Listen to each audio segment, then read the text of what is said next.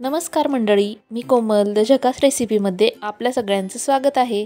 आज आपण बनवणार आहोत उपवासाची स्पेशल अशी इडली। चला तर मग रेसिपीला सुरुवात करूया। त्यासाठी मी 1 वाटी ही भगर घेतलेली आहे, म्हणजेच वरई।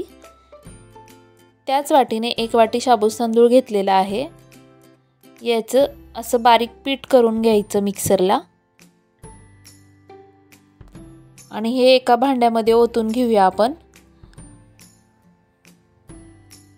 आता आपण यामध्ये 1 वाटी दही घालूया।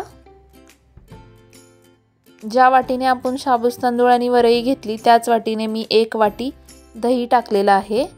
ते चांगलं मिक्स करून घ्यायचं।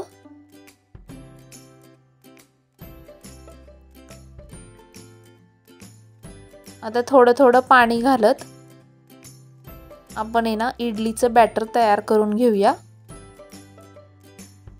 जास्तही नाही पाणी घालायचं, आपण जसे इडलीला पीठ भिजवतो ना तर त्याचप्रमाणे कन्सिस्टन्सी ठेवायची। हे पहा असं ठेवलेलं आहे। आता हे पीठ मी अर्धा तास भिजत ठेवणार आहे, झाकून ठेवते। अर्ध्या तासानंतर हे पहा पीठ भिजलेलं आहे। त्यामध्ये चवीपुरतं मीठ आणि इडली सॉफ्ट आणि स्पंजी होण्यासाठी मी अर्धा पॅकेट इनोचं टाकणार आहे। इनो ॲक्टिवेट करण्यासाठी अर्धा चमचा पाणी टाकायचं आणि हलक्या हाताने ढवळून घ्यायचं आणि लगेचच इडली पात्रामध्ये इडली तयार करायला ठेवायची। हे पहा मी हे बॅटर तयार करून घेतलेला आहे। आता आपण इडलीच्या साच्याला तेलाने ग्रीस करून घ्यायचं, म्हणजे इडली चिकटत नाही।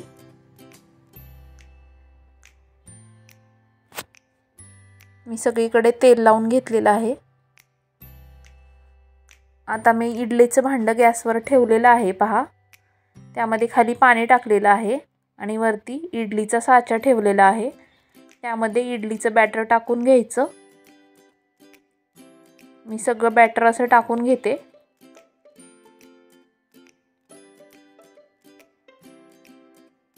आणि झाकण लावून 15 ते 20 मिनिटं इडली वाफवायची, म्हणजे वाफ काढायची इडलीला। 15 ते 20 मिनिटानंतर थंड झाल्यानंतर हे पहा आपल्या इडल्या तयार झालेल्या आहेत।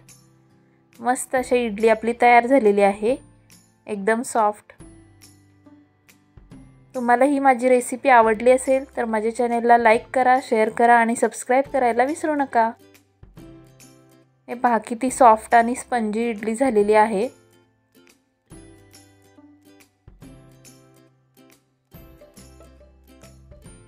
अशाच नवनवीन रेसिपींसह आपण पुन्हा भेटूया।